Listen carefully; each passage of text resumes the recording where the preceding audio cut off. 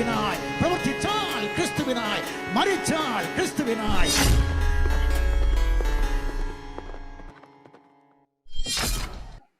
ബിനു ബ്രദറെ, കുറെ നേരം അങ്ങ് ബ്ലിങ്ക് ചെയ്തല്ലോ, എന്താണ് ചോദിക്കാനുള്ളത്? ഞാൻ അതിനുശേഷം എനിക്ക് അനുഭവങ്ങൾ ഒരുപാട് പറയാനുണ്ട്. പക്ഷെ ഞാൻ അതൊന്നും പറയാൻ സമയം കിട്ടുന്നത്. പെട്ടെന്നൊരു കാര്യം പറയാം. എനിക്കറിയാവുന്ന ഒരാളുണ്ട്, അവരുടെ വീട്ടിൽ ഇതുപോലെ അയാൾ കൂടോത്രം മറ്റു കാര്യങ്ങൾ ചെയ്യുന്ന എന്നോട് പല പ്രാവശ്യം പറഞ്ഞിട്ടുണ്ട്. എന്റെ കൂട്ടുകാരനാണ് പറഞ്ഞു, ചേട്ടാ എന്തെങ്കിലും പ്രശ്നമുണ്ട് ഒരു മുട്ട ഇങ്ങനെ തന്നാൽ മതി, നമ്മൾ വേണം ചെയ്തു തരാം, ചേട്ടൻ എന്തെങ്കിലും ആരെങ്കിലും അയൽവക്കക്കാർക്ക് എന്തെങ്കിലും പണി കൊടുക്കണേ പറഞ്ഞാൽ മതി എന്ന് പറഞ്ഞു. എന്നിട്ട് ആ വ്യക്തി മരിച്ചു കഴിഞ്ഞപ്പോഴത്തേക്കിന് ആ വ്യക്തിയുടെ മുറിയിൽ അവരുടെ വീട്ടിലെ ഇളയ ചെറുക്കനല്ലാതെ വേറെ ആരും ആ മുറിക്കകത്ത് ഏത് വ്യക്തി, പുറത്തുനിന്ന് ഒരു വ്യക്തി പോലും കയറി കിടക്കാനോ അവിടെ പോയി ഇരിക്കാനോ പറ്റത്തില്ല. ഇരുന്ന് കഴിഞ്ഞാൽ എടുത്തടിച്ച് താഴെ പോകും. ഇങ്ങനെ ഒരു വിഷയം അവരുടെ വീട്ടിലുണ്ട്, നടക്കുന്ന സംഭവമാണ്. ഇനി പിന്നെ എന്റെ അമ്മാവന്റെ മോള് ഇതുപോലെ ലവ് ജിഹാദിപ്പെട്ട് പോയതാണ്. ആ വിഷയമൊന്നും പറയുന്നില്ല. പോട്ടെ, ഇതൊന്നും അല്ല എനിക്ക് ചോദിക്കാനുള്ളത്. ചോദ്യങ്ങളാണല്ലോ ഇപ്പൊ ഒത്തിരി ആൾക്കാർ ചോദിക്കാനുണ്ടല്ലോ. എനിക്ക് നമ്മൾ ചോദിക്കാനുള്ളത്, ഈ ഖുർആനും ഹദീസും ഇവരുടെ ഈ മുഹമ്മദിന്റെ ഇത്രത്തോളം ധാർമ്മികതയില്ലാത്ത ഈ ഒരു പുസ്തകവും ഈ ഐഡിയോളജിയും നമുക്ക് കോടതി മുമ്പാകെ ഇത് സമർത്ഥിച്ച് ഇത് ഒരു ഇത് ആൾക്കാരെ കൊന്നുകൊള്ളുന്ന അല്ലെങ്കിൽ രാജ്യത്തെ കാർന്നു തിന്നുന്ന ഒരു മാരകമായ ഒരു പ്രശ്നമാണ്, അല്ലെങ്കിൽ വലിയ കലാപത്തിലേക്കും മനുഷ്യന്റെ അല്ലെങ്കിൽ വരും തലമുറകളൊക്കെ നശിപ്പിക്കപ്പെടുന്ന ഒരു വലിയ സംഭവമാണെന്ന് നമുക്ക് കോടതിയിൽ ഇത് പ്രൂവ് ചെയ്യാൻ പറ്റത്തില്ല. എങ്ങനെയെങ്കിലും ഇത് പറഞ്ഞ് ഇവരുടെ ഐഡിയോളജി തെളിവ് സഹിതം നമ്മൾ ഹാജരാക്കിയാൽ ഇത് കോടതി ഇത് ബാൻ ചെയ്യത്തില്ല. ഈ ഖുറാനും ഈ ഹദീസും ഈ പുസ്തകങ്ങളും ഇവരുടെ ഈ ഐഡിയോളജിയൊക്കെ ഒന്ന് കോടതിക്ക് അതിനെ വിലക്കാൻ കഴിയത്തില്ല. നമുക്കിപ്പോൾ രാഷ്ട്രീയക്കാരെയോ പോലീസുകാരോ അടുത്തൊക്കെ ചെന്ന് കഴിഞ്ഞാൽ അവർക്കൊക്കെ ഒരു പരിധി വരെ അവരെ സഹായിക്കാനേ പറ്റുള്ളൂ. അല്ലാതെ കോടതി ഇന്ത്യൻ നിയമത്തിനനുസരിച്ച് എന്തെങ്കിലും ഇതിനകത്ത് ചെയ്യാൻ എന്തെങ്കിലും നിയമവശം ഉണ്ടോ ഇല്ലയോ എന്ന് അറിയാൻ വേണ്ടി ഞാൻ ചോദിച്ചു. ഒരു കാരണവശാലും നടക്കില്ല. കാരണം ഈ അടുത്ത കാലഘട്ടത്തിൽ സുപ്രീം കോടതിയിൽ ഖുർആൻ നിരോധിക്കാൻ വേണ്ടി പോയ ആൾക്ക് ഫൈൻ അടച്ച് തിരിച്ചു പോരേണ്ടി വന്നു. 2 ലക്ഷത്തിലധികം രൂപ ഫൈൻ അടയ്ക്കേണ്ടി വന്നു. കാരണം അത് കലാപം സൃഷ്ടിക്കാൻ വേണ്ടിയിട്ടുള്ളതാണെന്നുള്ള ഒരു പരാമർശത്തോടെയാണ് അത് മടക്കിയത്. ഇവിടെ ചെയ്യാൻ പറ്റുന്ന സാധ്യത, നമ്മൾ ഇപ്പൊ ഒരു ഉദാഹരണം പറഞ്ഞാൽ, ഇപ്പൊ PC ജോർജ് നടത്തിയ പ്രസ്താവന പോലെ പ്രസ്താവനകൾ നടത്തുന്നവർക്കെതിരെ കേസെടുക്കും. അങ്ങനെ എടുക്കുന്ന കേസുകളിൽ നമ്മൾ തീർച്ചയായിട്ടും ഡിഫൻസ് എവിഡൻസിന്റെ ഭാഗത്ത് നമ്മൾ അറസ്റ്റ് ചെയ്യപ്പെടും, നമ്മൾ വിചാരണ ചെയ്യപ്പെടും. അങ്ങനെ നമ്മുടെ വിചാരണയുടെ അവസാനം പ്രതിഭാഗത്തിന് തെളിവ് ഹാജരാക്കാൻ കിട്ടുന്ന സമയത്ത് നമ്മൾ ഈ പുസ്തകം പൊക്കിപ്പിടിച്ചുകൊണ്ട് ചെല്ലണം. എന്നിട്ട് ഇത് കോടതിയെ മാർക്ക് ചെയ്യണം. കോടതിയിൽ ഞാൻ ഈ പറയുന്ന ഈ ഖുർആൻ എന്ന് പറയപ്പെടുന്ന ഈ ഗ്രന്ഥത്തിന്റെ ഇന്ന സൂറ ഇന്ന വചനപ്രകാരം മാത്രമേ ഞാൻ സംസാരിച്ചുള്ളൂ, അതിനപ്പുറത്തേക്ക് ഞാൻ ഒരു കാര്യം പറഞ്ഞിട്ടില്ല. ഇന്ന ഹദീസിലെ ഇന്ന പേജ് പ്രകാരം ഇന്ന നമ്പറിലുള്ള ഇന്ന പാരഗ്രാഫ് പ്രകാരമാണ് ഇന്ന ഗണ്ണിക പ്രകാരമാണ് ഞാൻ പറഞ്ഞിരിക്കുന്നത്. അപ്പൊ ഇത് കോടതി മാർക്കഡ് ഡോക്യുമെന്റ് ആയിട്ട് വരും. അങ്ങനെ ഒരു 10 കേസിനകത്ത് ഇപ്പൊ തറേക്കടവിലച്ഛൻ അവിടെ അച്ഛനെതിരെ അന്വേഷണം വന്നപ്പോൾ ഈ പുസ്തകങ്ങളെല്ലാം അച്ഛൻ ഹാജരാക്കിയിട്ടുണ്ട്, ഹദീസുകളൊക്കെ. നമ്മുടെ തൊടുപുഴ മനോജിന്റെ കേസിനകത്ത് നമ്മൾ ഹദീസ് ഹാജരാക്കാനാണ് മനോജിനോട് പറഞ്ഞിരിക്കുന്നത്. മനോജിന്റെ അടുത്തേക്ക് അതും അന്വേഷണം മുന്നോട്ട് വരുന്നില്ല. കാരണം പോലീസിന് മുമ്പിലേക്ക് ഹസീസ് എന്ന് പറയുന്ന CAയുടെ മുമ്പിൽ തന്നെ ഹദീസ് കൊണ്ടേ കൊടുത്തു കഴിഞ്ഞപ്പോൾ അദ്ദേഹം പിന്നെ മിണ്ടുന്നില്ല. കാരണം ക്രിസ്ത്യൻ പ്രിൻസ് അവരുടെ MM അക്ബറിന്റെ ഗ്രൂപ്പിൽ തന്നെ കടന്ന സാധനം എടുത്തുകൊണ്ടേ കൊടുത്തു കഴിഞ്ഞപ്പോൾ പിന്നെ അവർ മിണ്ടുന്നില്ല. ഇപ്പൊ അന്വേഷണമില്ല, ഒന്നുമില്ല. അപ്പൊ അങ്ങനെ കോടതിയിൽ പല കേസുകളിൽ ഈ സാധനം വന്ന് മാർക്ക് ചെയ്ത് ഇത് മാർക്ക്ഡ് ഡോക്യുമെന്റ് ആയിട്ട് വന്നതിന് ശേഷം ഇതെല്ലാം കൂടെ കുഞ്ഞിക്കുട്ടി പിടിച്ചെടുത്തുകൊണ്ട് ഹൈക്കോടതിയിലോ സുപ്രീം കോടതിയിൽ പോയാൽ മാത്രമേ നടക്കുകയുള്ളൂ. അല്ലാതെ ഡയറക്റ്റ് പോയാൽ ഒരു കാരണവശാലും നടക്കില്ല എന്ന് മാത്രമല്ല, ഹെവി ഫൈൻ അടിച്ച് തിരിച്ചും വിടും. പിന്നെ ഒരു പൊതു താല്പര്യ ഹർജിയും ഫയൽ ചെയ്യാൻ പറ്റാത്ത രീതിയിൽ അവിടെ നമ്മൾ ബ്ലോക്ക് ചെയ്യപ്പെടും. അതുകൊണ്ട് അങ്ങനത്തെ വിവരക്കേടുകൾ ആരും ചെയ്യരുത്. നമുക്ക് ചെയ്യാൻ പറ്റുന്ന ഇങ്ങനെയുള്ള കേസുകൾ വരുമ്പോൾ അതിനെ നമ്മൾ സപ്പോർട്ട് ചെയ്ത് ഡിഫൻസ് എവിഡൻസ് ആയിട്ട് കൊണ്ടുവന്ന് ഈ ഡോക്യുമെന്റുകൾ മാർക്ക് ചെയ്ത് കഴിയുമ്പോൾ കോടതി രേഖയായി. ആ കോടതി രേഖേനെയാണ് പിന്നെ നമ്മൾ കോടതി രേഖയിലായിരിക്കുന്ന ഈ ഡോക്യുമെന്റ്സുകളുടെ സർട്ടിഫൈഡ് കോപ്പി എടുത്ത് തൊക്കിപ്പിടിച്ച് പൊക്കിയെടുത്തുകൊണ്ട് പോയിട്ട് ഇതിലൂടെ ഇന്നൊക്കെയാണ് സംഭവിക്കുന്നതെന്ന് പറഞ്ഞ് അങ്ങനെ വേണം ഇതിനെ നമ്മൾ കളയാൻ വേണ്ടിയിട്ട്. ഇതൊരു ലോങ് പ്രോസസ്സാണ്. ഇത് വളരെ സമയമെടുത്ത് ചെയ്യേണ്ടതാണ്. അതിനുള്ള പണികൾ നമ്മൾ കേരളത്തിൽ തുടങ്ങി വെച്ചിട്ടുണ്ട്. നമുക്കിപ്പോൾ ആവശ്യത്തിലധികം കേസുകളുണ്ട്, പക്ഷെ ഇന്നും ചാർജ് കൊടുക്കുന്നില്ല. അതാണ് അതിനകത്തൊരു പ്രശ്നം. PC ജോർജ് സാറിന്റെ കേസിനകത്തും ചാർജ് കൊടുക്കുന്നില്ല, തറക്കടവലച്ഛന്റെ കേസിനകത്ത് ചാർജ് കൊടുക്കുന്നില്ല, മനോജിന്റെ കേസിനകത്ത് ചാർജ് കൊടുക്കുന്നില്ല. അപ്പൊ ചാർജ് കൊടുത്തു വന്നാലേ നമുക്കിതൊക്കെ ചെയ്യാൻ വേണ്ടി പറ്റുള്ളൂ. അല്ലാതെ നമുക്ക് ഡയറക്റ്റ് ആയിട്ട് ഒരു കാരണവശാലും പറ്റില്ല. ഖുർആൻ നിരോധിക്കണമെന്ന് പറഞ്ഞ് കൽക്കട്ട ഹൈക്കോടതിയിലും അലഹബാദ് ഹൈക്കോടതിയിലൊക്കെ കേസുകളുണ്ട്. ലോങ് പെൻഡിങ് മാറ്റേഴ്സാണ്. ഇതെല്ലാം ഇങ്ങനെ കിടക്കുകയാണ്, തൊടുന്നില്ല. സുപ്രീം കോടതി കൊടുത്ത മാത്രം കഴിഞ്ഞ ഏതാനും മാസങ്ങൾക്ക് മുമ്പ് അത് ഫൈനടക്കം ഇമ്പോസ് ചെയ്തുകൊണ്ടാണ് അത് ഡിസ്പോസ് ചെയ്തത്. അതുകൊണ്ട് അതാണ് അതിന്റെ ഒരു ലീഗൽ ഫോർമാലിറ്റികൾ. അല്ല, ഈ ആനുകാലിക സംഭവങ്ങൾ എടുത്ത് കാണിച്ചാൽ നമുക്ക് പറ്റത്തില്ല. ഇപ്പൊ ഇവിടെ നടക്കുന്ന കലാപങ്ങളോ അല്ലെങ്കിൽ ഇങ്ങനെയുള്ള സംഭവങ്ങളോ ആനുകാലിക സംഭവങ്ങൾ എടുത്ത് പറ്റില്ല നമുക്ക് കാണിച്ചാൽ പറ്റില്ല. പറ്റില്ല. അത് ഇന്നതിന്റെ അടിസ്ഥാനത്തിലാണെന്നുള്ള എന്തെങ്കിലും ഒരു റിപ്പോർട്ട് വേണ്ടേ? ആരെ റിപ്പോർട്ട് കൊടുക്കുന്ന? പോലീസാണ് കൊടുക്കേണ്ടത്. അവര് പറയുന്നില്ലല്ലോ. അവര് പോലീസിന്റെ ഒരു റിപ്പോർട്ട് വരികയാണ്, ഇത് ഖുറാന്റെ അടിസ്ഥാനത്തിൽ ഖുറാൻ പറയുന്ന പ്രകാരം ആണ്, ഖുറാനില് ഭ്രാന്ത് കയറിയ യൂത്ത് ആണ് ഇത് ചെയ്യുന്നത്, അല്ലെങ്കിൽ ഹദീസുകൾ പഠിച്ചിട്ടുള്ള യൂത്ത് ആണ് ഇത് ചെയ്യുന്നത് എന്ന് പറഞ്ഞ് പോലീസിന്റെ ഒരു റിപ്പോർട്ട് ഉണ്ടെങ്കിൽ ഓക്കെയാ. അതൊരിക്കലും വരില്ല. അപ്പൊ അതിന് പകരമാണെന്ന് ഞാൻ പറഞ്ഞത്, ഇങ്ങനെയുള്ള കേസുകൾ കോടതി വരുമ്പോൾ ഇത്തരത്തിലുള്ള ഡോക്യുമെന്റുകൾ മാർക്ക് ചെയ്ത് കോടതിയിൽ ഡോക്യുമെന്റ് ആയിട്ട് സബ്മിറ്റ് ചെയ്ത് മാർക്ക് ചെയ്ത് രേഖയാക്കുക. ആ രേഖയാക്കി കഴിയുമ്പോൾ ഈ സാധനങ്ങൾ പിന്നെ പൊക്കി എടുത്തുകൊണ്ട് പോകാൻ വേണ്ടി പറ്റും. അത് ലോങ് പ്രോസസ്സാണ്.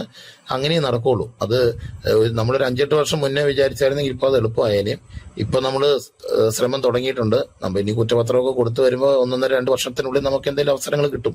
ആ സമയത്ത് കയറി മാന്തുക എന്ന് മാത്രമേ ഉള്ളൂ, അല്ലാതെ പറ്റിയല്ല. സമയം ഒരു കാര്യം പറഞ്ഞോട്ടെ, ജസ്റ്റിൻ വേറെ ഒന്ന് മൈക്ക് കൂട്ടിയാണ്. ഒരു കാര്യം, ഇതാണ് നമ്മൾ ഓരോ റൂം ഇടുമ്പോഴും സാക്ഷി ട്രൂത്ത് വെറ്റേഴ്സ് പറയുന്നത്, നിങ്ങൾ എന്ത് പറഞ്ഞാലും തെളിവുകളുടെ അടിസ്ഥാനത്തിൽ മാത്രം സംസാരിക്കാന്ന് നാളുകളായിട്ട് പറഞ്ഞു. അജീഷ് ബ്രദറെ കേൾക്കുന്നില്ല, പാട്ടാണ് ഞാൻ പറയുന്നത്. കേൾക്കുന്നില്ലേ? ഇപ്പൊ ക്ലിയർ ആണ്. ഇതാണ് പറയുന്നത്. തുടക്കം മുതലേ ഞങ്ങൾ പറയുന്നത്, നിങ്ങൾ എന്ത് ഖുറാൻ എടുത്ത് പറഞ്ഞാലും ഹദീസ് എടുത്ത് പറഞ്ഞു കഴിഞ്ഞാലും തെളിവുകൾ, ഇത്ര നമ്പർ ഹദീസ്, ഇന്ന ആയത്ത് എന്നുള്ള കാര്യങ്ങൾ മാത്രം പറഞ്ഞുകൊണ്ട് ചർച്ച ചെയ്യുക എന്ന് പറയുന്നത്. നമ്മൾ സാഹിത്യപരമായിട്ടും മറ്റുള്ള രീതിയിലും സംസാരിച്ചു പോകുമ്പോൾ ചില കാര്യങ്ങൾക്ക് തെളിവുകളില്ല. ഉദാഹരണം പറയാം, നമ്മുടെ ജസ്റ്റിൻ പേറിനും അറിയായിരിക്കും, അല്ല നിങ്ങൾക്ക് അറിയായിരിക്കും, നമ്മുടെ നിലമ്പൂരുള്ള ഒരു സഹോദരൻ, അദ്ദേഹം ഒരു യുക്തിവാദി എഴുതി വിട്ടു, മുഹമ്മദ് ചന്ദ്രനെ പിളർക്കാൻ പോയി കാല് മടക്കി അടിച്ചു, അങ്ങനെ ചന്ദ്രൻ പിളർന്നു, കേസ് കൊടുത്തു.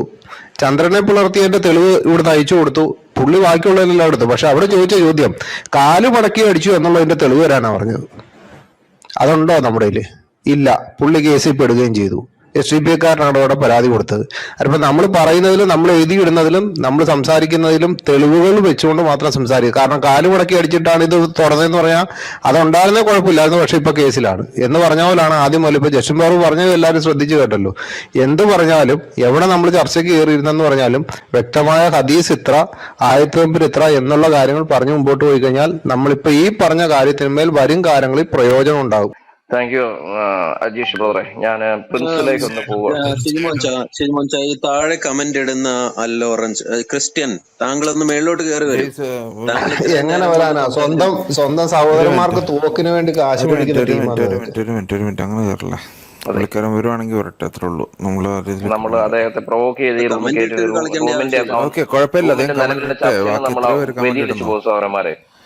ഈ റൂം നന്നാവുന്നു എന്ന് കണ്ടിട്ട് അദ്ദേഹത്തിന് വിഷമം ഉണ്ടായിട്ടാണ് അങ്ങനെ അവിടെ കമന്റ് ഇടുന്നത്. അദ്ദേഹത്തിനോട് സംസാരിക്കാൻ പണ്ട് നമ്മൾ അലനെ വിളിച്ചതുപോലെ, റിജയെ വിളിച്ചതുപോലെ, ലോറൻസ് വിളിക്കുന്നത് നമ്മുടെ റൂമിലേക്ക് ഈ ചർച്ചക്കിടയ്ക്കല്ല. അതിനുവേണ്ടി നമുക്ക് വേറെ റൂം ഇടാം. അദ്ദേഹത്തെ ഇപ്പോൾ വിടുക, ആവശ്യമുണ്ടെങ്കിൽ അദ്ദേഹത്തെ റൂമിൽ നിന്ന് പുറത്ത് കളയാത്രേ ഉള്ളൂ.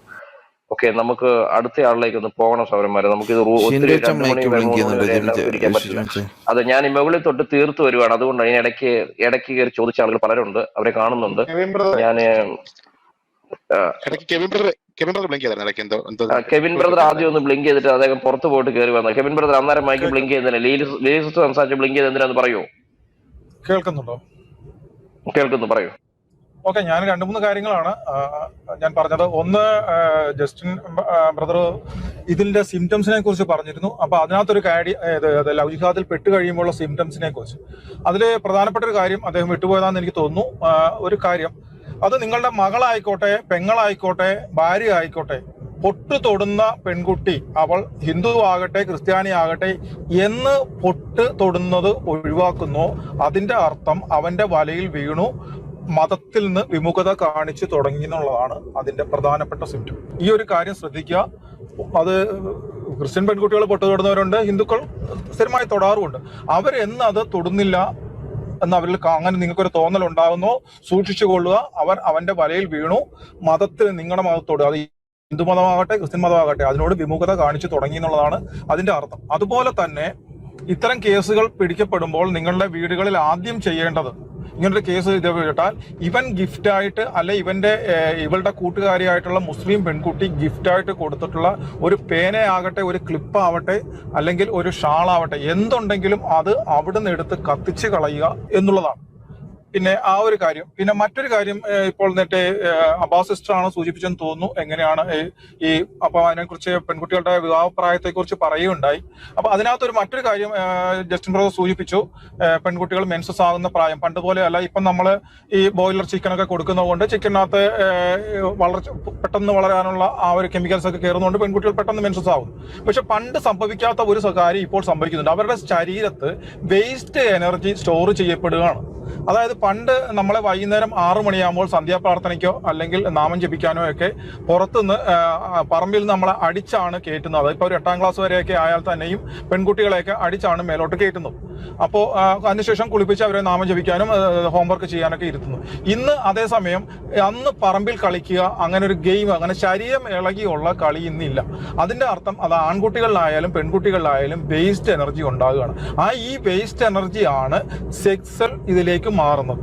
അപ്പോൾ ഏതെങ്കിലുമൊക്കെ കാര്യങ്ങളിൽ പെൺകുട്ടികളെ ആക്റ്റീവ് ആക്കുക, ഇപ്പൊ ഡാൻസ് ആയിക്കോട്ടെ മറ്റെന്തെങ്കിലും ആയിക്കോട്ടെ, അതിൽ അവരെ ഇൻവോൾവ്ഡ് ആക്കിക്കുക എന്നുള്ളതാണ് അതിന് നമുക്ക് ആ വേസ്റ്റ് എനർജി സെക്ഷൽ ഇതിലേക്ക് പോകാതെ ഡൈവേർട്ട് ചെയ്യാനുള്ള ഏക ഒരു മാർഗം. അല്ലാതെ ഇപ്പോൾ നമ്മളിപ്പോൾ പെൺകുട്ടിയെ 18 വയസ്സ് തികഞ്ഞുമ്പോൾ കെട്ടിച്ചു വിടുക എന്ന് പറഞ്ഞാലും കുറെ പെൺകുട്ടികൾ രക്ഷപ്പെടുമായിരിക്കും. എന്നാലും 18 വയസ്സിന് മുമ്പ് തന്നെ നമ്മുടെ പെൺപിള്ളേരെ കെണിയിൽപ്പെടുത്താൻ തുടങ്ങിക്കുന്നു. 18 കഴിയുന്ന അപ്പം തന്നെ അവൻ രജിസ്റ്റർ മാരേജിനുള്ള കാര്യങ്ങൾ ചെയ്യുന്നു. അപ്പൊ അവിടെയും നമുക്ക് പരാജയം സംഭവിക്കുകയാണ്. കുറെയെങ്കിലും പെൺകുട്ടികൾ രക്ഷപ്പെടും. പിന്നെ മറ്റൊരു കാര്യം ഇപ്പോൾ പറഞ്ഞത്, ഇപ്പോൾ കേസ് കൊടുക്കുന്ന കാര്യം പറഞ്ഞു, ഒരിക്കലും അത് ഇന്ത്യയിൽ സാധ്യമല്ല. കാര്യം ഇതുപോലൊരു എന്ത് കാര്യത്തിനും ഒരു കമ്മ്യൂണൽ ഇഷ്യൂ ഉണ്ടാക്കിയെടുക്കുന്ന, ഇപ്പൊ നമൂർ ശർമ്മ പറഞ്ഞ ആ ഒരു കാര്യത്തിൽ പോലും ഒരു കലാപമാക്കി എടുത്തൊരു ഒരു നാട്ടിൽ ഖുർആൻ നിരോധിക്കുക എന്ന് പറഞ്ഞാൽ എന്തായിരിക്കും സംഭവിക്കുക നിങ്ങൾക്ക് ചിന്തിക്കാവുന്ന കാര്യമുള്ളൂ. 94-ൽ കൽക്കട്ട ഹൈക്കോടതിയിൽ ബാങ്ക് വിളി മൈക്കിലൂടെ വിളിക്കുന്നത് നിരോധിക്കണമെന്ന് പറഞ്ഞ് 94-ൽ കൽക്കട്ട ഹൈക്കോടതിയിൽ കൊടുത്ത കേസ് ഇന്നും തീർപ്പായിട്ടില്ല. അതുപോലെ തന്നെ ആലപ്പുഴ എയർ ക്യാമ്പിനടുത്തുള്ള ജോൺ നരേത്ത് എന്ന് പറയുന്ന കയർ വ്യവസായി തൊട്ടടുത്ത മുസ്ലിം പള്ളിയായിട്ടുള്ള കേസ് ജില്ലാ കോടതിയിൽ നിന്ന് തള്ളപ്പെടുകയും അതിനുശേഷം അദ്ദേഹം ഹൈക്കോടതിയിൽ കൊണ്ട് കൊടുക്കുകയും ചെയ്തു. മൈക്കിലൂടെയുള്ള ബാങ്ക് വിളി നിരോധിക്കണമെന്ന് പറഞ്ഞു. അതിലും ഇതുവരെ തീർപ്പായിട്ടില്ല. ഈ നാട്ടിൽ ഒരിക്കലും ഇത്തരത്തിലൊരു സാധനത്തെ നിരോധിക്കുവാൻ ഒരിക്കലും സാധിക്കില്ല. ഇപ്പോൾ മുൻപ് പറഞ്ഞതുപോലെ വിജയത്തിന്റെ വാളിന്റെ തണലിൽ അതിന്റെ ആമുഖം ആദ്യത്തെ 4 പേജ് വായിച്ചാൽ ഒരു സാധാരണ റിട്ടയർഡായ പോലീസുകാരന് പോലും അത് നിരോധിക്കണമെന്ന് തോന്നും. 2 DGPമാർ പറഞ്ഞു അത് നിരോധിച്ചിട്ടില്ല. ഓക്കെ, ഈ 3-4 കാര്യങ്ങളൊന്ന് ആഡ് ചെയ്യാൻ വേണ്ടിയിട്ടാണ് ഞാൻ ഇടയ്ക്ക് ബ്ലിങ്ക് ചെയ്തത്.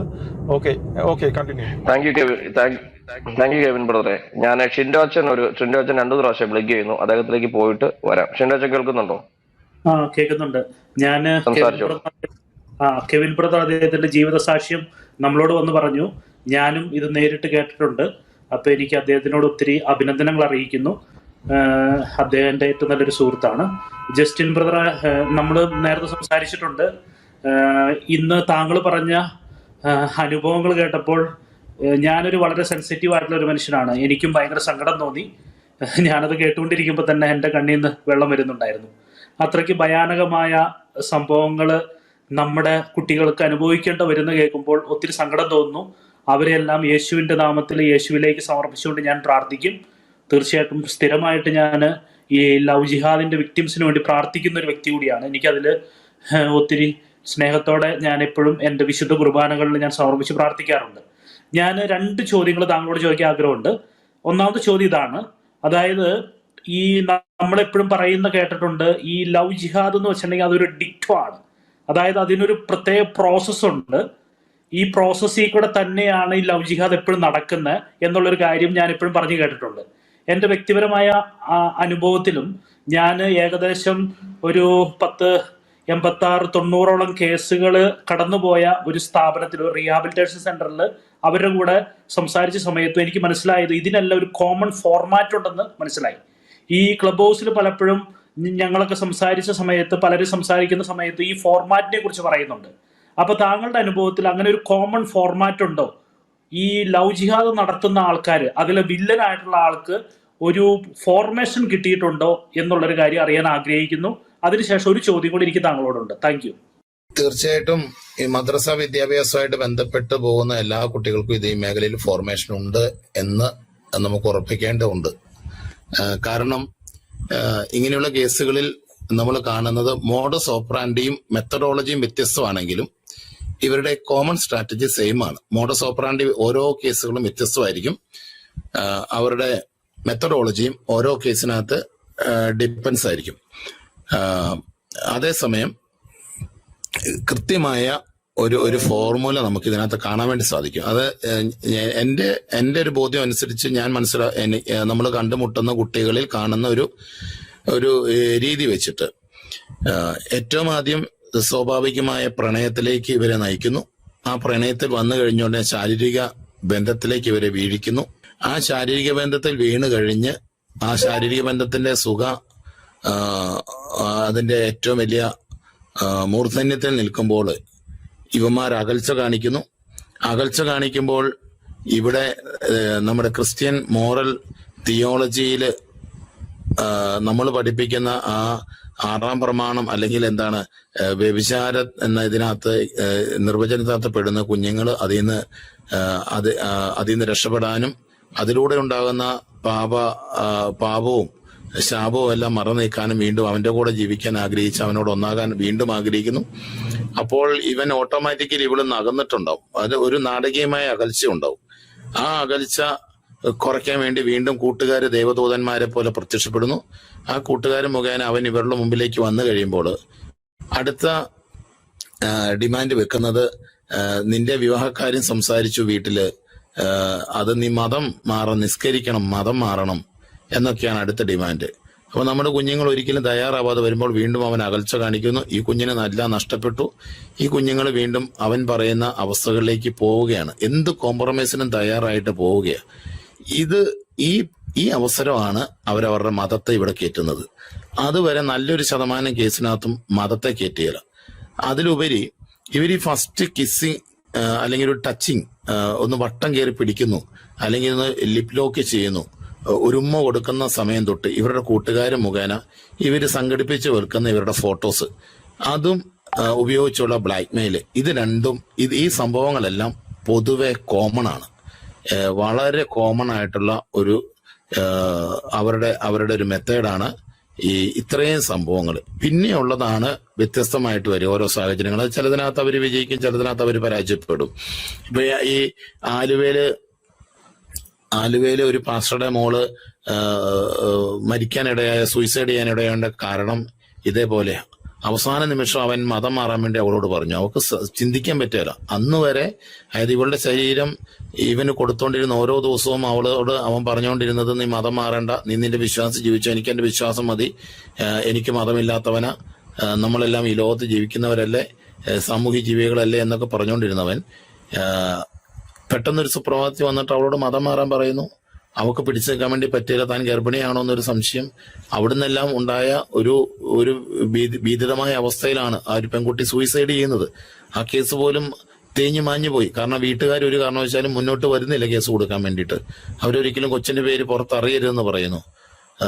അങ്ങനെ വരുമ്പോൾ നമുക്ക് ചില പരിമിതികളുണ്ട്. പക്ഷെ പൊതുവെ ഇത്രയും മേഖലകൾ ഞാൻ ഏതെങ്കിലും വിട്ടുപോയെന്ന് എനിക്കറിയത്തില്ല. ഇത്രയും ഒരു മേഖലകൾ നമ്മൾ പൊതുവായിട്ട് എല്ലാ കേസുകളിലും കാണുന്ന ഒരു കാര്യമാണ്. ഇതിന് പുറമെ മറ്റു വ്യത്യസ്തമായ കാര്യങ്ങൾ വരാം. പക്ഷെ പൊതുവെ ഒരു 100% കേസുകളിലും നമുക്ക് ഏകദേശം ഒരേ സ്ട്രാറ്റജി ഈ ഒരു മേഖലയെ നമുക്ക് കണ്ടെത്താൻ വേണ്ടി പറ്റും. അതുകൊണ്ട് തന്നെയാണ് ഇത് ഒരു ട്രെയിൻഡ് ആയിട്ടുള്ള, പ്ലാൻഡ് ആയിട്ടുള്ള, മദ്രസകളിൽ നിന്നും മഹലുകളിൽ നിന്നും കിട്ടുന്ന നിർദ്ദേശാനുസരണമുള്ള ഒരു പ്രവൃത്തിയാണോ, അതല്ലെങ്കിൽ SDPI, പോപ്പുലർ ഫ്രണ്ട് പോലുള്ള ജമാഅത്തെ പോലുള്ള തീവ്രവാദ പ്രസ്ഥാനങ്ങളുടെ ഏതെങ്കിലും ഗൂഢ അജണ്ടയുടെ ഭാഗമാണോ എന്ന് നമ്മൾ ഉറപ്പിക്കാൻ പറ്റുന്ന രീതിയിൽ ഒരു സംഭവമായിട്ട് മാറുന്നത് ഈ കാരണങ്ങൾ കൊണ്ടൊക്കെയാണ്. താങ്ക് യു അച്ഛാ. ഞാനൊരു ചോദിക്കാം. ഇപ്പൊ നമ്മള് ലവ് ജിഹാദ്, നർക്കോട്ടിക് ജിഹാദ്, ഇത് ഒരു നാണയത്തിന്റെ 2 വശങ്ങളാണ്. പക്ഷെ നമുക്കറിയാലോ, നമ്മുടെ കേരളത്തില് റീഹാബിലിറ്റേഷൻ പ്രോഗ്രാംസ് ഉണ്ട്. ഈ പ്രോഗ്രാംസ് എല്ലാം അണ്ടർടേക്കൺ ചെയ്യുന്ന ഗവൺമെന്റ് ആണ്. അപ്പൊ ഗവൺമെന്റിന് എന്തുകൊണ്ട് നർക്കോട്ടിക് ജിഹാദ് മാത്രം കാണുന്നു, ലവ് ജിഹാദ് എന്തുകൊണ്ട് കാണുന്നില്ല? താങ്കളുടെ അനുഭവത്തിൽ നിന്നൊന്ന് അതിനെക്കുറിച്ച് പറഞ്ഞാൽ നന്നായിരിക്കും. Thank you. നാർക്കോട്ടിക് ജിഹാദും ഗവൺമെന്റ് കാണുന്നില്ലല്ലോ അച്ഛാ.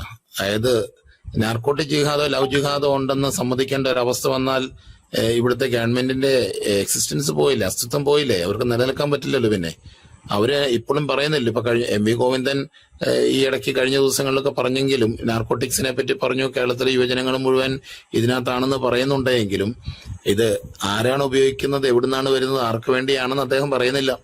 അത് പറയുന്ന ഒരു അവസ്ഥ വന്നു കഴിഞ്ഞാൽ ഇവിടുത്തെ ഭരണകൂടം പിന്നെ നിലനിൽക്കില്ല. കാരണം ഭരണകൂടത്തെ നയിക്കുന്നത് ഈ പോപ്പുലർ ഫ്രണ്ട് SDP ആണ്. ഭരിക്കുന്നത് മുഖ്യമന്ത്രിയാണെന്നേ ഉള്ളൂ. പക്ഷെ ഭരണം നിയന്ത്രിക്കുന്ന SDP പോപ്പുലർ ഫ്രണ്ടുമാ. അതുകൊണ്ട് ഒരു കാരണവശാലും അവർ അംഗീകരിക്കത്തില്ല. അവർ നാർക്കോട്ടിക്കിനെയും ഈ നാർക്കോട്ടിക് ജിഹാദ് എന്നതിനെ പറ്റിയിട്ട് അവർ ഇപ്പോഴും അംഗീകരിച്ചിട്ടില്ല. ആ കാര്യത്തിലൊരു മാറ്റവുമില്ല. കാരണം പാലാപിതാവിന്റെ ആ കേസൊന്നും ഒതുങ്ങിപ്പോയിട്ടില്ല. കാരണം പോലീസുകാർ ഇപ്പോഴും പാലാപിതാവിന്റെ ബിഷപ്പ് ഹൗസിൽ അതുമായിട്ട് എൻക്വയറി ആയിട്ട് ബന്ധപ്പെട്ട് കയറിയിറങ്ങി നടക്കുന്നുണ്ട്, എനിക്കറിയാം. അതുകൊണ്ട് തന്നെയാണ് ഈ ലവ് ജിഹാദ് ഒരു കേസെങ്കിലും ഉണ്ടെന്നൊരവസ്ഥ വന്നു കഴിഞ്ഞാൽ ഈ കത്തോലിക്ക ക്രൈസ്തവ സമൂഹവും ഹൈന്ദവ സമൂഹവും ഈ നാട്ടിൽ വർഷങ്ങളായിട്ട് ഉന്നയിക്കുന്ന ഈ ഒരു വലിയ മേഖല ഉണ്ട് എന്നൊരു അഡ്മിഷൻ വരികയും ശങ്കരൻ ജഡ്ജ് പണ്ട് പറഞ്ഞതുപോലെയും നിർമ്മല സീതാരാമൻ പറഞ്ഞതുപോലെയും ഒക്കെയുള്ള ആ സ്റ്റേറ്റ്മെന്റുകൾ, അല്ലെങ്കിൽ സെൻകുമാർ പറഞ്ഞ സ്റ്റേറ്റ്മെന്റുകളൊക്കെ അച്യുതാനന്ദനൊക്കെ പറഞ്ഞ സ്റ്റേറ്റ്മെന്റുകൾ സത്യമാണെന്നും പറയുന്നത് ഈ സർക്കാരിന്റെ ഒരു വലിയ പരാജയമാണ്. അതിനവർ നിൽക്കില്ല. കാരണം ഒരു വർഷം ഒരു ടേമും കൂടിയെങ്കിലും ഇവർക്ക് ഇസ്ലാമിസ്റ്റുകളുടെ ഇസ്ലാം ഫണ്ടമെന്റലിസ്റ്റുകളുടെ വോട്ടോടുകൂടി ഭരണം മുന്നോട്ട് കൊണ്ടുപോകണമെന്ന് ആഗ്രഹമുണ്ട്. അത് കഴിഞ്ഞാൽ കേരളം ഇസ്ലാമിക ഭീകരതയുടെ കയ്യിലേക്ക് പോകും എന്നുള്ളത് ഇവിടുത്തെ LDF ഗവൺമെന്റിന് നന്നായിട്ട് അറിയാം. അതുകൊണ്ടാണ് ഈ വസ്തുതകളെല്ലാം മറച്ചു വെച്ചുകൊണ്ട് അവരെ പ്രീണിപ്പിച്ച് വളരെ ഭദ്രമായിട്ട് നമ്മളെ രണ്ടു കൂട്ടരെയും എതിർത്തുകൊണ്ട് മുന്നോട്ട് പോകാൻ ഇപ്പോഴും ഗവൺമെന്റ് തയ്യാറാവുന്നത്. ഇത് അവർക്കറിയാഞ്ഞിട്ടല്ല, അവർക്ക് വസ്തുതകളെല്ലാം അറിയാം. പോലീസ് സ്റ്റേഷനുകളിൽ നൂറുകണക്കിന് റിപ്പോർട്ടുകളുണ്ട്, സ്പെഷ്യൽ ബ്രാഞ്ച് റിപ്പോർട്ടുകളുണ്ട്, ഇന്റലിജൻസ് ബ്യൂറോ റിപ്പോർട്ടുകൾ കൃത്യമായിട്ട് DGPക്ക് മുഖ്യമന്ത്രിക്ക് ലഭിക്കുന്നുണ്ട്. ഇതെല്ലാം കൃത്യമായിട്ട് പോയിക്കൊണ്ടിരിക്കുന്നുണ്ട്. ഇതെല്ലാം കൃത്യമായിട്ട് സർക്കാരിന് അറിയാം. പക്ഷെ അഡ്മിഷൻ വരുത്തി കഴിഞ്ഞാൽ ഇനിയൊരു ഭരണം അവർക്ക് കിട്ടില്ല. അതിനു മുമ്പ് തന്നെ മറ്റൊരു ആധിപത്യം പുലർത്തുമെന്ന് അറിയാവുന്നത് കൊണ്ടാണ് അവരിത് പുറകോട്ട് വലിയുന്നത്. പിന്നെ റീഹാബിലിറ്റേഷൻ സെന്ററുകളിലൊക്കെ കൊണ്ടുപോയി നിർത്തുമ്പോൾ രേഖയാണ് അച്ഛാ. ആ രേഖ വരുത്താൻ അവർ ആഗ്രഹിക്കുമോ? ഒരിക്കലുമില്ല. അതുകൊണ്ട് നമ്മുടെ റീഹാബിലിറ്റേഷൻ സെന്ററുകളിൽ നമുക്ക് അവൈലബിൾ ആകുന്ന സ്ഥലങ്ങളിൽ കൊണ്ടുപോയി നമ്മുടെ പിള്ളേരെ രക്ഷിക്കാൻ മാത്രമേ ഇപ്പോഴത്തെ ഒരവസ്ഥയിൽ നമുക്ക് പറ്റുള്ളൂ. അനിൽ പാസ്റ്റർ മൈക്ക് ബ്ലിങ്ക് ചെയ്തിരുന്നു, സംസാരിച്ചോളൂ. അതിനിടയ്ക്ക് മൈക്ക് മറ്റാരോ ഓണാക്കിയിട്ടുണ്ടായിരുന്നു, ഒന്ന് ഓഫ് ചെയ്യുക. പാസ്റ്റർ സംസാരിക്കും. ശരി, ഞാൻ സ്ഥലത്തുണ്ടായില്ല. പ്രിയപ്പെട്ട സഹോദരന്മാർ, advocate Justin, Kevin Peter, Shindo അച്ഛൻ തുടങ്ങിയ ചിരകാല സുഹൃത്തുക്കളെ ഇങ്ങനെ കാണാൻ കഴിഞ്ഞു. ഞാനും ജസ്റ്റിൻ ബ്രോയും എല്ലാം ഒരാഴ്ച കണ്ണൂരായിരുന്നു കഴിഞ്ഞ ആഴ്ചയിൽ. ഞങ്ങള് സംസാരമധ്യേ ഞാൻ ക്ലബ് ഹൗസിലേക്കും അദ്ദേഹം രാത്രി 12 മണി കഴിഞ്ഞും ചില കുട്ടികളെ വിളിച്ച് കൗൺസിലിംഗ് നടത്തിക്കൊണ്ടിരിക്കുന്ന അവരുടെ മാതാപിതാക്കളെയും ഒക്കെ ആ വിധത്തിൽ ശുശ്രൂഷിക്കുന്ന ഘട്ടമായിരുന്നു അടുത്ത മുറിയിൽ. മറ്റു ചില ദിവസന്മാരൊക്കെ ഉണ്ടായിരുന്നു. ഞാനിപ്പോ പറയാനുള്ള ഒന്ന് രണ്ട് കാര്യം, ഈ എന്തിനാണാവോ ഈ ലവ് ജിഹാദ് ഇല്ല എന്ന് പറഞ്ഞ് ഇങ്ങനെ കണ്ണടച്ച് സത്യനിഷേധം നടത്തുന്നതെന്ന് എനിക്ക് ഇനിയും മനസ്സിലായിട്ടില്ല. എനിക്ക് മുസ്ലിം സമൂഹത്തിലുള്ള ആ ട്രസ്റ്റ് നഷ്ടപ്പെടുന്നത് അവിടെയാണ്. ഇവര് ഒരു തെറ്റായ സംഗതിയോട്, ഒരു ക്രൈം അല്ലെങ്കിൽ ഒരു ഒഫൻസ് എന്തെങ്കിലും കണ്ടാൽ സാധാരണഗതിയിൽ ചെയ്യേണ്ടത് എന്താണ്? ഇപ്പൊ നമ്മൾ SFI രാഹുൽ ഗാന്ധിയുടെ റൂം കയറി ആക്രമിച്ചു. അതിനോട് CPM പ്രതികരിച്ച വളരെ മാന്യമായിട്ടാണ്. SFI ചെയ്തത് തെറ്റാണ്, അവരുടെ മനസ്സെന്തോ ആയിക്കോട്ടെ. ഇതാണ് ഒരു സമൂഹം ചെയ്യേണ്ട കൺഫഷൻ. അതാണ് നമ്മളാണെങ്കിലും നമ്മുടെ പേരിൽ ആരോപിക്കുന്ന സഭാചരിത്രത്തിലെ കുറ്റങ്ങളുണ്ട്. ആ കുറ്റം കേട്ടിട്ട് അവിടെ കിടന്നുരുളുകയല്ല. അങ്ങനെ സംഭവിച്ചത് തെറ്റാണ്. അത് ഞങ്ങൾ ആവർത്തിക്കാതിരിക്കാനുള്ള ജാഗ്രത ഉണ്ടാകണം എന്നുള്ള ഒരു സെൽഫ് ഡിസിപ്ലിൻ, അതൊക്കെ നല്ലൊരു സെൽഫ് ക്രിറ്റിസിസം, ഇതാണ് നമ്മൾ നടത്തുന്നത്. പക്ഷെ അത് ജോസഫ് മാഷിന്റെ കൈവെട്ടിയ വിഷയം എടുത്താലും ഏത് വിഷയം എടുത്താലും ആദ്യം തന്നെ അവർ ചെയ്യുന്നത് അത് അങ്ങനെ ഒന്നില്ല എന്ന് പറയുകയാണ്. അങ്ങനെ ഒന്നില്ല, അങ്ങനെ സംഭവിച്ചിട്ടില്ല, കൈ വെട്ടിയിട്ടില്ല. വെട്ടിയെങ്കിൽ ഇത് വേറെ ആരെങ്കിലും ആയിരിക്കും, അത് ഇസ്ലാം അല്ല, അതുമായിട്ട് ബന്ധമില്ല, ഇതാണ് പറയുന്നത്. ഇത് പറയുന്ന ആളുകളാണ് ഇതേ മനുഷ്യനെ തിരഞ്ഞെടുപ്പിൽ നിർത്തി മത്സരിപ്പിച്ച് ജയിപ്പിക്കുന്നത്. അതേതായാലും അത്രയും ഫുള്ള് നല്ല ഭൂരിപക്ഷത്തിൽ ജയിക്കണം എന്നുണ്ടെങ്കിൽ അവിടെയുള്ളൊരു മൊത്തം ഇത്തരത്തിൽ ആ പാർട്ടിയുടെ ആളല്ലല്ലോ.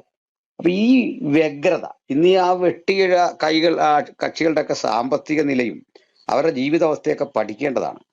അപ്പോ ആ റൂമിൽ പോയിരുന്നാണ് ഈ പുള്ളികളുള്ള ജോസഫ് മാഷിന്റെ കേസിലെ പ്രതികൾ കൂടി അഡ്മിൻ ആയിട്ടുള്ള മോഡറേറ്റേഴ്സ് ആയിട്ടുള്ള റൂമിലാണ് നമ്മുടെ സഹോദരന്മാർ പോയിരിക്കുന്നത്. അവർക്കിത് അറിയില്ലായിരിക്കാം, അതാണ് ഒരു സത്യം. അവർക്കറിയില്ല, ഈ ആളുകളെ അറിയില്ല. ഇവിടെ നിന്ന് മതേതരത്വത്തെ പറ്റിയും മനുഷ്യ സ്നേഹത്തെ പറ്റിയും പറയുന്ന അതേ കരങ്ങളാണ് മാഷിന്റെ കൈവെട്ടുകയോ അതിനെ പിന്തുണയ്ക്കുകയോ ചെയ്ത ആളുകൾ. അവരിടുന്ന റൂമിൽ പോയിരുന്നു കൊണ്ടാണ് സംസാരിക്കുന്നത് ചിലര്. അപ്പൊ ഇനി അത് പോട്ടെ. അപ്പൊ ഇതിനെ ഇഗ്നോർ ചെയ്യുക. ഇപ്പൊ ഇതുപോലെ തന്നെയാണ് ലവ് ജിഹാദിനെ ഇഗ്നോർ ചെയ്യുക. അങ്ങനെയൊന്നില്ല. മറ്റൊന്ന്, ഇതിനെ കേവലം ഒരു പ്രണയമായി ചുരുക്കി കാണുക. ഈ പ്രണയത്തെ എതിർക്കാൻ നമുക്ക് പരിധിയുണ്ട്. അതൊക്കെ ഈ രാജ്യത്തൊക്കെ നടക്കുന്ന കാര്യങ്ങൾ തന്നെയാണ്. അപ്പൊ അതിനെയൊക്കെ എതിർക്കുക എന്ന് പറയുന്നത് തന്നെ പൊട്ടത്തരമാണ്. അങ്ങനെ ഞങ്ങൾ എതിർക്കുന്നു എന്ന് പറയുന്നത് തന്നെ പൊട്ടത്തരമാണ്. പക്ഷെ ഇതല്ല പ്രശ്നം. പ്രണയം ഒരു മാധ്യമമാക്കി മതപരിവർത്തനം നടത്തുക. ഞങ്ങള് ഇതിന്റെ നേരെ സാക്ഷികളാണ്. ഞാൻ ജസ്റ്റിൻ ബ്രദറും കെവിനും കൂടെ വന്നുകൊണ്ട് പറയാം. ഇന്നിപ്പോൾ ഇതാ എന്റെ വീടിന്റെ തൊട്ടടുത്ത് നിന്ന് ഒരു ഹിന്ദു പെൺകുട്ടി മതം മാറി വിവാഹം കഴിക്കാൻ പോകുന്നു. അടുത്ത ആഴ്ച അവളുടെ മതം മാറ്റമാണ്. പൊന്നാനിക്ക് അവള് പോകുന്നു. എന്റെ ക്ലാസ്മേറ്റ് എന്ന് പറയാൻ വയ്യ, എന്നെക്കാൾ ഒരു 3-4 ക്ലാസ് താഴെ പഠിച്ച ഒരു സുഹൃത്തിന്റെ മകളാണ്, 2ാമത്തെ മകളാണ്. അപ്പോ അവളുടെ മതം മാറിയിരിക്കുന്നു. തൊട്ടടുത്ത വീട്, ഒട്ടും ദൂരം ഇല്ലാത്ത തൊട്ടടുത്ത വീട്. അപ്പൊ ഇന്നിപ്പോ ഞാൻ എന്റെ വീട്ടിൽ നിന്ന് എന്റെ നാടാ ഉദ്ദേശിച്ചത്, മുസ്ലിം ഭൂരിപക്ഷ ഏരിയ തന്നെയാണെന്ന് കുട്ടിക്കോളൂ. അപ്പൊ അവിടെ നിന്ന് ഇപ്പോ ഒരു ഫോൺ വരുമ്പോഴാണ് ഈ വാർത്ത ഞങ്ങൾ അറിയുന്നത്. അപ്പൊ എന്റെ മോള് പറഞ്ഞു ലവ് ജിഹാദ് നമ്മുടെ നാട്ടിൽ നടന്നിരിക്കുന്നു, ഇങ്ങനൊരു സംഭവം ഉണ്ടെന്ന് തമാശയായിട്ട് പറയുമ്പോൾ ഞാൻ അന്വേഷണം നടത്തി മനസ്സിലാക്കിയ കാര്യമാണ് പറഞ്ഞത്.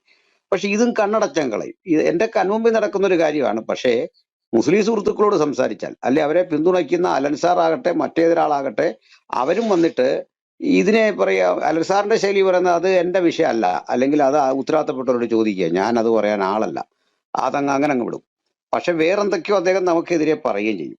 ഇത് ഒരു തരം എന്താ പറയുക, അവസരവാദമാണ് കാണിക്കുന്നത്. എന്താന്ന് വെച്ചാൽ ഇങ്ങനെ ഇല്ല എന്ന് പറയുക, എന്നിട്ട് ഈ പറഞ്ഞതിനെ പറ്റി ഉത്തരവാദിത്വം ഇല്ലാതിരിക്കുക. ഒരു നാട് ഭരിച്ച DGP, നാട് ഭരിക്കുന്നത് ചീഫ് സെക്രട്ടറിയും DGP ആണല്ലോ പ്രാക്ടിക്കലി. അപ്പോ അങ്ങനെയുള്ള മനുഷ്യന്റെ വാക്കാണ് നമ്മൾ ലാസ്റ്റ് കേട്ടത്, ലോക്നാഥ് ബെഹ്റയുടെ. അതിനുശേഷം കേട്ട ആരുടെ കാര്യമാണ് നമ്മൾ കേട്ടത്? അതിനു മുമ്പ് കേട്ട ആരെയാണ്? ബഹുമാനപ്പെട്ട VSന്റെ, രാജ്യം ഭരിക്കുന്ന മുഖ്യമന്ത്രിയുടെ. അപ്പൊ എല്ലായിടത്തും നമ്മളിത് കേൾക്കുന്നു, കാണുന്നു, നമ്മുടെ കൺമുമ്പിൽ അനുഭവിക്കുന്നു. ഇതറിഞ്ഞിട്ടും യാതൊരുവിധ അക്സെപ്റ്റൻസും ആ കാര്യത്തിന്റെ ഇല്ല എന്ന് പറഞ്ഞാൽ അതിന്റെ അർത്ഥം എന്താണെന്നറിയണ്ടേ? ഞങ്ങൾ ഇതിനെ പിന്തുണയ്ക്കുന്നു, ഞങ്ങൾ ഇത് നടത്തും, നിങ്ങൾ ആര് എന്നുള്ള ഒരു ചിന്തയാണ്. അപ്പോൾ ഇവിടെ എടുക്കേണ്ട ഒരു പ്രിക്വേഷൻ, അതായത് ഒരിക്കലും ഭരണകൂടമോ അനുബന്ധ സംവിധാനങ്ങളോ നമുക്ക് ഗുണപരമായൊരു നിലപാടെടുക്കില്ല. മറ്റൊന്ന് കോർട്ടിലെത്തുന്ന കാര്യമാണ്. ഈ കോടതിയിൽ തന്നെ ഈ കേസ് കൊണ്ടുവന്ന് പ്രൂവ് ചെയ്യേണ്ടത് പോലീസാണ്, അല്ലെങ്കിൽ ഇത് ക്രിമിനൽ കേസായിരിക്കുമല്ലോ സ്വാഭാവികമായിട്ട്. അപ്പൊ ആ ഘടകങ്ങൾ പോലീസ് എങ്ങനെ പ്രവർത്തിക്കും? ഞാൻ ഇതിന്റെ ചർച്ച തുടങ്ങിയപ്പോഴും പറഞ്ഞു, പോലീസ് എങ്ങനെ പ്രവർത്തിക്കുമെന്ന് അറിയാൻ മനോജിനെ ഉപദ്രവിച്ച ആ കാലഘട്ടത്തിൽ അനസ് എന്ന് പറഞ്ഞ പോലീസുകാരൻ എന്ത് ചെയ്തു എന്ന് പഠിച്ചാൽ മതി. അനസ് ഇത്രയും ചെയ്തിട്ട് അദ്ദേഹത്തിന് വന്ന ശിക്ഷ, ഇനി നമുക്ക് അദ്ദേഹത്തെ വേറെ രൂപത്തിൽ കാണാം. ഇവരെയൊന്നും പിരിച്ചുവിടത്തൊന്നുമില്ല. താൽക്കാലികമായിട്ട് സസ്പെൻഷൻ കൊടുത്ത് പാതി ശമ്പളം ഇപ്പൊ കൊടുത്ത് പിന്നെ ഫുൾ ശമ്പളം കൊടുത്ത് ജോലി തിരിച്ചെടുക്കും. അല്ലാതെ ഇവിടെ ഒന്നും സംഭവിക്കാൻ പോകുന്നില്ല. കാരണം അനസിന് പ്രിയപ്പെട്ട ഒരു ഭരണകൂടമാണ്. അത് ഇറങ്ങുന്നതിന് മുമ്പ്, അതിൽ വരുന്നതിന് മുമ്പ് നമ്മളിത് അറിയില്ല, മറ്റൊരു സ്ഥലത്ത് അദ്ദേഹം പൊങ്ങും. അപ്പൊ നിങ്ങളൊന്ന് ആലോചിച്ച്, ഇന്റലിജൻസ് രഹസ്യം ചോർത്തിയ ഒരു പോലീസുകാരനെ കുറിച്ച് ഒറ്റ ചാനൽ ചർച്ച ചെയ്തോ? എവിടെങ്കിലും കാര്യമായൊരു വാർത്ത വന്നോ? അദ്ദേഹത്തിന്റെ പേര് പറയാൻ ആർക്കെങ്കിലും കഴിഞ്ഞോ? വളരെ ചെറിയൊരു വാർത്ത, ചരമക്കോളത്തിന്റെ സൈഡിലൊക്കെ ഇടുന്ന പോലെ ചെറിയൊരു വാർത്ത ഇട്ട് അത് ചർച്ച ചെയ്യാണ്. അപ്പൊ മാധ്യമങ്ങളാകട്ടെ, നമ്മുടെ പോലീസ് സംവിധാനമാകട്ടെ, ഭരണകൂടമാകട്ടെ, ഇടത് വലത് കക്ഷികളാകട്ടെ, ഇവർക്കാർക്ക് ഇതിൽ ഇൻട്രസ്റ്റ് ഇല്ല. അപ്പൊ നമുക്ക് പിന്നെ ഇവിടെ ചെയ്യാൻ പറ്റിയ ഒരു കാര്യം ശക്തിമത്തായ ബോധവൽക്കരണമാണ്. അത് നമ്മൾ ചെയ്യുന്നുണ്ട്. അല്ലാതെ ഇപ്പം വേറെന്തെങ്കിലും വഴി ഇതിനുണ്ടോന്ന് ഓർത്തില്ല. അത് നിസ്സാരമായിട്ട് കാണുകയും ചെയ്യരുത്. ഈ ബോധവൽക്കരണം എന്തോ കുറഞ്ഞ പരിപാടിയാണ്. അല്ലാതെ കോടതി വിധിച്ചിലേക്ക്, കോടതി വിധിക്കുന്നതിലും പോലീസ് ഇടപെടുന്നതിലും ഒക്കെ ഫലപ്രദമാണ് ഇതെന്ന് എൻ്റെ ജീവിതം കൊണ്ട് എനിക്ക് മനസ്സിലായ, എൻ്റെ പ്രവൃത്തി കൊണ്ട് മനസ്സിലായ ഒരു കാര്യമാണ്. അതിന്റെ കാരണം എന്താണെന്ന് വെച്ചാൽ, ഇപ്പൊ സോഷ്യൽ മീഡിയ ഒരു എക്സാമ്പിൾ പറയുക. ഈ സോഷ്യൽ മീഡിയ വന്നതോടെ അതിശക്തമായ ഒരു ബോധവൽക്കരണം ഈ സമൂഹത്തിന്റെ മധ്യം ഉണ്ടാവുകയും ധാരാളമായ ആളുകൾ ഇതേക്കുറിച്ച് ബോധവാന്മാരാവുകയും ചെയ്തിട്ടുണ്ട്, വലിയ വൻതോതിൽ തന്നെ. അതിന്റെ തെളിവാണ് പരസ്പരം പല വിഷയങ്ങളിൽ വിയോജിപ്പുണ്ടായിരുന്ന, വിയോജിപ്പ് ഇപ്പോഴും നിലനിൽക്കുമ്പോൾ തന്നെ അഭിപ്രായ വ്യത്യാസമൊക്കെ ഉള്ള ക്രിസ്ത്യാനിറ്റി, അതിലെ ആളുകൾ ഒത്തൊരുമിച്ച് കൂടുന്നു. ഒത്തൊരുമിച്ച് കൂടി ഈ ആവസന്ധിയെ കാണുന്നു. അല്ല പിന്നെ എന്തിന്റെ പേരിലാണ് ഒന്നിച്ചു കൂടുന്നത്? അപ്പോൾ എന്താ ഇവിടെ ചർച്ച ചെയ്യുന്ന വിഷയം? ഇത് നമ്മുടെ പ്രശ്നമാണ്. ഇതിനെ നേരിട്ട് അഡ്രസ്സ് ചെയ്യണം, അതിനെ കാണാതിരിക്കരുത്. അപ്പൊ അത് കണ്ടറിഞ്ഞ് പ്രതികരിക്കാൻ നമ്മൾ പഠിച്ചപ്പോഴേക്കും അവിടെ ഒക്കെ വീക്കായി. അത് മറ്റൊരു സത്യം. നമ്മൾ ശുഭാപ്തി വിശ്വാസം ഒന്നും വിടണ്ട. ഞാനും ജസ്റ്റിൻ ബ്രദറും തമ്മിൽ ചില കാര്യങ്ങൾ പുറത്ത് വിടാൻ പാടില്ലാത്ത ചില കാര്യങ്ങൾ സംസാരിച്ചു. സമയമാകുമ്പോൾ അതൊക്കെ വിടാം. അപ്പൊ ഇതിന്റെ തിരിച്ചടികളെ കുറിച്ച് സംസാരിച്ചു. അതായത് എല്ലാ ലവ് ജിഹാദും നേരെ പോയി തിരിച്ചും പരിണമിക്കുന്ന സ്ഥിതിയുണ്ട്. കാരണം പെൺകുട്ടികൾ മടുത്തു പോകുമ്പോൾ, ഈ പീഡയും ആദിത്യമൊക്കെ വന്ന് മടുത്തു പോകുമ്പോൾ അവർക്ക് സഹിച്ചുകൂടാൻ പറ്റുന്നില്ല, ഈ രീതി മനസ്സിലാകുന്നില്ല. ഞാൻ നിലമ്പൂരായിരുന്നു, നമ്മുടെ അജീഷ് ഓർപ്പിച്ച ഒരു വിഷയമുണ്ടല്ലോ, ഒരു മനുഷ്യനെ കേസിലകപ്പെടുത്തി. ഞാൻ അദ്ദേഹത്തെ നേരിട്ട് കണ്ടിട്ടുണ്ട്. ഇതൊക്കെ വലിയൊരു സാക്ഷ്യമാണ് അജീഷ് ഇവിടെ പറഞ്ഞത്. ഇതൊക്കെ കള്ളം പറയുന്ന ആളുകളുടെ ധാരണ. അങ്ങനെയല്ല. ഈ പിടിച്ച് പോലീസ് സ്റ്റേഷനിൽ ഇട്ട് പീഡിപ്പിച്ച ആ മനുഷ്യനെ ഞാൻ നേരിട്ട് മണിക്കൂറുകൾ കണ്ട്. ഞാനും ജോൺസൺ അച്ഛനും ഉണ്ട്, അവിടെ പറഞ്ഞേക്കാം, ഒരുമിച്ചിരുന്ന് ചർച്ച ചെയ്തു. ഞാൻ ജോൺസൺ അച്ഛന്റെ കൺവെൻഷൻ പ്രസംഗിക്കാൻ പോയതാണ്. ആ 2-3 ദിവസം അവിടെ ഉണ്ട്. വലിയൊരു സന്തോഷം അന്നുണ്ടായത്. ഇത്തരത്തിൽ ഒരു ലവ് ജിഹാദിയെ ഞങ്ങൾ കൈകാര്യം ചെയ്തു, വളരെ ഭംഗിയായിട്ട് തന്നെ കൈകാര്യം ചെയ്തു എന്ന് പറഞ്ഞാൽ പോസിറ്റീവ് ആയ ഒരു നിലയിലേക്ക് ഇതൊക്കെ ബോധവൽക്കരിച്ച്, നീ ഒരു കല്യാണമേ കഴിക്കാവൂ, ഇനി ഇത് തെറ്റ് ആവർത്തിക്കല്ലേ, ഇതെല്ലാം പറഞ്ഞു കൊടുത്ത് കാര്യങ്ങൾ കേട്ടിട്ട് ഞങ്ങൾ എന്താ പറഞ്ഞെന്നറിയും. ജോൺസൺ അച്ഛനാണെങ്കിലും ഞാനാണെങ്കിലും പറഞ്ഞത്, നീ നിന്റെ വിശ്വാസം പോലെ ജീവിച്ചുള്ള അവളെ ക്രിസ്ത്യനായി തുടരാൻ അനുവദിക്കുക. അവൾക്ക് ഇത് താല്പര്യമില്ല, നിന്റെ വിശ്വാസത്തോട് താല്പര്യമില്ല. ഏതായാലും ആ പയ്യന് ഒരു തീവ്ര മതവാദി അല്ലാത്തത് കൊണ്ട് അവനിൽ ചില മാറ്റങ്ങളുണ്ടായി. ആ മാറ്റത്തെ കുറിച്ച് ഞാനിപ്പോൾ ഇവിടെ പറയുന്നില്ല. ഏതായാലും പറഞ്ഞത് ഇങ്ങനെയും ചില റിസൾട്ടുകളൊക്കെ ഉണ്ട്. അപ്പൊ ഞാൻ എന്തിനാ ഇത്രയും സൂചിപ്പിച്ചെന്നറിയണ്ടേ? ഇത് ലൗകികാതില്ല, ഇതൊക്കെ എന്തോ കള്ളം പറയാണ്. ഈ മട്ടിൽ ചില സുഹൃത്തുക്കൾ പ്രതികരിക്കുന്നു. രണ്ടാമത് ചില സുഹൃത്തുക്കളുടെ പ്രതികരണം ഞാൻ ഇപ്പൊ നിർത്തിക്കൊള്ളാം. ചില സുഹൃത്തുക്കളുടെ പ്രതികരണം, ഇവിടെ ഇരുന്ന് ഞങ്ങൾ ഇങ്ങനെ ചർച്ച ചെയ്യുകയോ അല്ലെങ്കിൽ അതിനെതിരെ പറയുകയോ ചെയ്യുമ്പോൾ വല്ലാതെ വർഗീയത വളരുന്നു, ഇവിടുത്തെ സോഷ്യൽ ഹാർമണി മുഴുവൻ തകരുന്നു. ഇതെന്നാണാവോ ഈ സോഷ്യൽ ഹാർമണി നിലനിന്നേ? അത് നിലനിൽക്കാൻ വേണ്ടിയിട്ട് വിട്ടുവീഴ്ച ചെയ്യേണ്ടത് ഒരു സമൂഹത്തിന്റെ മാത്രം ബാധ്യതയാണോ? ഒരു സമൂഹം പരമാവധി അത് സഹിക്കുക, ഇതെല്ലാം കണ്ട് കണ്ണടച്ചിരിക്കുക, ബാക്കിയെല്ലാം ഇവിടെ നടന്നുകൊള്ളട്ടെ. അങ്ങനെയല്ലല്ലോ. അടുത്തത്, ഇവർ പോലും പറയുന്നു, നിങ്ങൾ വിമർശിച്ചോളൂ, നിങ്ങൾ ഇതിനൊക്കെ വിമർശിച്ചോളൂ, പക്ഷെ അതിന്റെ തെറി പറയരുത്, അത് നേരിട്ട്. ഇത് എന്താണ് ഈ തെറി എന്ന് പോലും ഇവർ പറയുന്നില്ല. അപ്പൊ ഞങ്ങൾ എന്താണ് ചെയ്യേണ്ടത്? ഈ സുഹൃത്തുക്കൾ പറഞ്ഞുതരാൻ പറഞ്ഞാൽ അത് നടക്കണില്ല. ഏതായാലും ഇപ്പോൾ ഒരു കാര്യം, നമ്മുടെ സമൂഹം വളരെ ജാഗ്രതപ്പെട്ടിട്ടുണ്ട് ഇത്തരം കാര്യങ്ങളിൽ.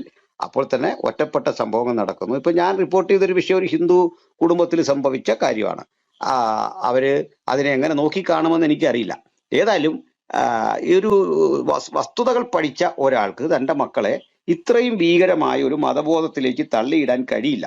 അന്യനെ വെറുക്കാൻ പഠിപ്പിക്കുന്ന, ചെറുപ്രായം മുതലേ വെറുപ്പിന്റെയും വിദ്വേഷത്തിന്റെയും ചിന്തകൾ പഠിക്കുന്ന, ആ വെറുപ്പ് മനോഹരമാണെന്ന് ചിന്തിക്കുന്ന, വ്യഭിചാരം എന്ന് പറഞ്ഞാൽ അത് വിശുദ്ധിയാണെന്ന് ചിന്തിക്കുന്ന, ബഹുഭാര്യത്വം എന്ന് പറഞ്ഞാൽ ഭയങ്കര പദവിയിലെത്തിയതാണെന്ന് ചിന്തിക്കുന്ന ഒരു മതബോധത്തെ, പീഡോഫിലിയ, നെക്രോഫിലിയ, ഇതെല്ലാം തന്നെ ഏറ്റവും ശ്രേഷ്ഠമാണ് എന്ന് ചിന്തിക്കുക. അതേക്കുറിച്ച് മിണ്ടിപ്പോയി കഴിഞ്ഞാൽ തല വെട്ടുക. ഇങ്ങനെ പഞ്ചവുച്ച അടക്കി ബാക്കി ആളുകൾ ഇവർക്ക് വേണ്ടി വിട്ടുവീഴ്ച ചെയ്യണം. എനിക്ക് പറ്റില്ല. അത്ര ഒരു സ്വാതന്ത്ര്യം, അതെന്താ പറയുക, സ്വാതന്ത്ര്യമില്ലാതെ ജീവിക്കാൻ കഴിയില്ല. ഏതായാലും ഇവിടെ ഇപ്പോൾ ഒരു സന്തോഷമുള്ളത്, അതിനെതിരെ പലരും പ്രതികരിക്കുന്നു. ആ പ്രതികരിക്കുന്നവരുടെ നാവടക്കാൻ ശ്രമിക്കുന്നു. ഇതൊന്നും വിലപ്പോവില്ല. ബഹുമാനപ്പെട്ട ഷിൻഡോ അച്ഛൻ ഇവിടെയുണ്ട്. അച്ഛനെപ്പോലുള്ള ആളുകൾ വളരെ ശക്തിയുക്തം ഇതിനെതിരെ സംസാരിച്ചു തുടങ്ങിയപ്പോൾ സന്തോഷമാണ് തോന്നിയത്. ഞങ്ങൾ കാരണം പലയിടത്തും ചെല്ലുമ്പോൾ അവസരവാദികളായ അച്ഛന്മാരെയും പാസുമാരെയും ഒക്കെ കണ്ടിട്ടുണ്ട്. അതുകൊണ്ടൊക്കെ ഉണ്ടാവും പറയുന്നത്. പാസുമാർ ചർച്ച് ലീഡേഴ്സിനെ ഒക്കെ സമീപിക്കുമ്പോൾ ഭയങ്കര അവസരവാദപരമാണ്. നമ്മളെ കാണുമ്പം ഇതൊക്കെ നിങ്ങൾ ഭയങ്കര ശുശ്രൂഷയാ ചെയ്യുന്ന, ഭയങ്കര ശ്രേഷ്ഠമാണ്, ഇത് ഭയങ്കരമാണെന്നൊക്കെ പറഞ്ഞിട്ട് ഒരു പ്രയോജനമില്ലാത്ത മനുഷ്യരെയും കണ്ടിട്ടുണ്ട്. തിരിച്ച് ആത്മാർത്ഥമായിട്ട് ഇറങ്ങിയിട്ട് മുന്നണി പോരാളികളായി നിന്ന് ഈ പ്രതിസന്ധിയെ ധൈര്യപൂർവ്വം നേരിടുന്ന പുരോഹിതന്മാരെയും ഒക്കെ നമ്മൾ എല്ലാ സഭകളിലും കാണുന്നു. ഇത്രയും വലിയ മാറ്റം ക്രിസ്ത്യാനിറ്റിക്കകത്ത് ഉണ്ടായത് ഈ ഒരൊറ്റ കാരണത്താലാണ്.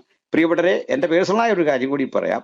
ഞാൻ ക്ലബ് ഹൗസിൽ 8.5 ഫോളോവേഴ്സ് ഉള്ള ഒരു എളിയ സഹോദരനായിരുന്നു. നിങ്ങളുടെ പരിഗണനയും സ്നേഹവും കൊണ്ട് നിങ്ങൾ തന്നെയാണ് ആ എത്രയും ഫോളോവേഴ്സ്. ഞാൻ ആരോടും ആവശ്യപ്പെട്ടിട്ടില്ല. പക്ഷെങ്കിൽ കഴിഞ്ഞ രാത്രി എൻ്റെ ID മുഴുവൻ അടിച്ചു കളഞ്ഞ് റിപ്പോർട്ട് ചെയ്ത് ഒറ്റയടിക്ക് തകർത്ത് ഞങ്ങളുടെ റൂം കൈജാക്ക് ചെയ്ത് ഒരു പുതിയ റൂം ഉണ്ടാക്കി എന്നെ അതിൻ്റെ അഡ്മിനാക്കി മാറ്റി 17 പേരുമുണ്ട്. അങ്ങനെ നിൽക്കുന്ന ഒരു സ്ഥിതിയിലേക്ക് കാര്യങ്ങളെത്തി. അത് എൻ്റെ വേറൊരു ID നിന്നാണ്. ചുരുക്കി പറഞ്ഞാൽ ഞാനിപ്പോൾ ഈ സംസാരിക്കുന്ന പോലും എൻ്റെ മകൻ്റെ ID യിൽ നിന്നാണ്. അത് പേര് മാറ്റി ഞാൻ വന്നിരിക്കുകയാണ്. എൻ്റെ ശബ്ദം തന്നെ, ഞാൻ തന്നെ ഫേക്കല്ല. അപ്പോൾ ഏതാണ്ട് 8.5 ഉള്ള എനിക്ക് ഇന്നിപ്പോൾ ഞാൻ വളരെ താഴെ, വളരെ പരിതാപകരമായ ഒരവസ്ഥയിലേക്ക് പോയി. ഇതൊക്കെ ഇവിടെ സംഭവിക്കുക. അപ്പോൾ മറുവശം സന്തോഷത്തോടെ പറയട്ടെ, ഇത് നമ്മുടെ സഹോദരന്മാർ ഏറ്റെടുത്തിട്ട് ഞാനൊന്നും പറയാതെ എന്നെ ഫോളോ ചെയ്യണം എന്ന് പറഞ്ഞപ്പോൾ 117 പേരിൽ നിന്ന് രാവിലെ തുടങ്ങി ഇപ്പോൾ എത്തുമ്പോൾ 700 കവിഞ്ഞിട്ടുണ്ട്. ആരും ഞാനൊരക്ഷരം പറയാതെ 700 പേര് ഇപ്പൊ കവിഞ്ഞിട്ടുണ്ട്. അതിന്റെ സന്തോഷം എന്താണെന്നറിയണ്ടേ? ചെറുക്കാൻ ഞങ്ങൾക്ക് ഞങ്ങളുടേതായ രീതികളും കാര്യങ്ങളൊക്കെ ഉണ്ട്. അതുകൊണ്ട് സോഷ്യൽ മീഡിയ ബോധവൽക്കരണം ചെറുതായി കാണണ്ട. നമുക്ക് ഒറ്റക്കെട്ടായിട്ട് ഇത്തരം പ്രശ്നങ്ങളെ നേരിടണം. പ്രിയപ്പെട്ട സഹോദരന്മാർക്ക് വിശേഷിച്ച് പ്രാക്ടിക്കലായിട്ടും ഇതിൽ ഇടപഴകുന്ന പ്രിയ കെവിൻ ബ്രദർ, അതുപോലെ ജസ്റ്റിൻ ബ്രദർ, രണ്ടുപേർക്കും നന്ദി. ദൈവം എല്ലാവരും അനുഗ്രഹിക്കട്ടെ.